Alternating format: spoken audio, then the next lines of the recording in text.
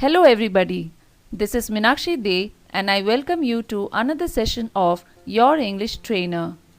In today's lesson, I am going to discuss the fundamentals of clause. I hope by the end of this lesson, you will be able to identify a clause in a sentence. Now, let's begin. What is a clause? A clause comprises a group of words which includes a subject and a finite verb. A subject is a noun or pronoun that is talked about or dealt with in a sentence. For example, he is a teacher. Here, he is the subject. Tom is a good swimmer. Here, Tom is the subject. Now, what is a finite verb? A finite verb agrees with the subject whether singular or plural and shows tense. For example, they are at the airport now. Here, the plural subject they takes a plural verb are. Susan is a lawyer.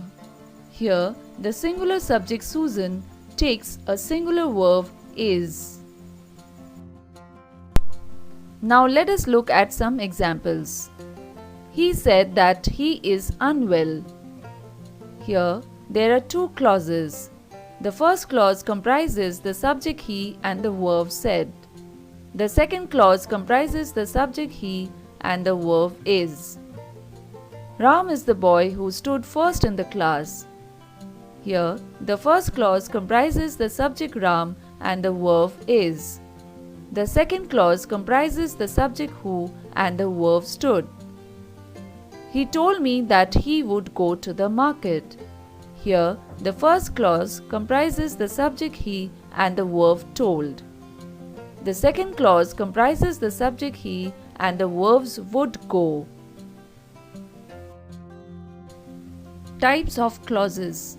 There are two types of clauses, principal clause and subordinate clause. A principal clause comprises a subject, a finite verb, and a complete meaning. A subordinate clause comprises a subject, a finite verb, and an incomplete meaning. Now let us look at the functions of a principal clause. A principal clause may exist alone as a sentence. For example, I know a locksmith. Here, the subject is I and the verb know. A principal clause may form part of a complex sentence. For example, I know a locksmith who can open any safe within a minute. Here, the principal clause is I know a locksmith. A principal clause may form part of a compound sentence. For example, everyone was busy, so I went to the movie alone. Here, there are two principal clauses. The first clause is everyone was busy. The second clause is I went to the movie alone. Now let's look at subordinate clause. A subordinate clause has a subject, a finite verb, and an incomplete meaning. For example, when he will come is a subordinate clause with an incomplete meaning. This sentence carries a complete meaning when it is joined with a principal clause. For example, I don't know when he will come. Let's look at another example. When I was driving my car is a subordinate clause with an incomplete meaning. This sentence carries a complete meaning when it is joined with a principal clause. For example, when I was driving my car, I met with an accident. Please note, a subordinate clause is dependent on the principal clause for its existence as a sentence. Therefore, subordinate clause is also known as dependent clause. Points to remember. The subject of a clause can be apparent or hidden, but the verb is always obvious and distinguishable. For example, that it will rain seems likely. Here the subject in the principal clause is missing. We have to understand that it is hidden from view and we can consider it as the subject of the principal clause. It seems likely.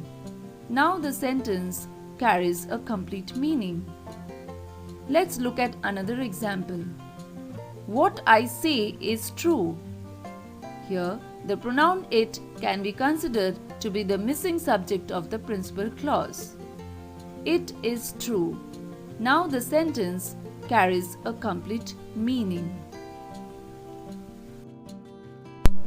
Now we come to the end of this lesson.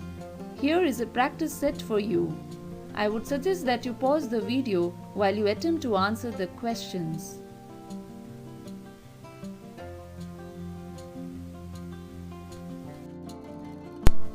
Now let us look at the answers. He bought a car which was too expensive. Here, which was too expensive is the subordinate clause. I know that he cannot do it. Here, that he cannot do it is the subordinate clause. He does not know where he was born. Here, where he was born is the subordinate clause. If you don't eat, I won't go.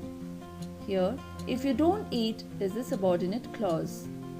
John drinks milk before he goes to bed. Here, before he goes to bed is the subordinate clause. When I lived in London, I played cricket every day. Here, when I lived in London is the subordinate clause. He told me that he hates dogs. Here, that he hates dogs is the subordinate clause. When he will come is not known to me. Here, when he will come is the subordinate clause. Though he came late, he finished his work on time. Here, though he came late is the subordinate clause. Unless you work hard, you won't succeed. Here, unless you work hard is the subordinate clause. Now we come to the end of this session. I hope you liked it. Please do not forget to subscribe to my channel, Your English Trainer, for more lessons on English grammar. Thank you.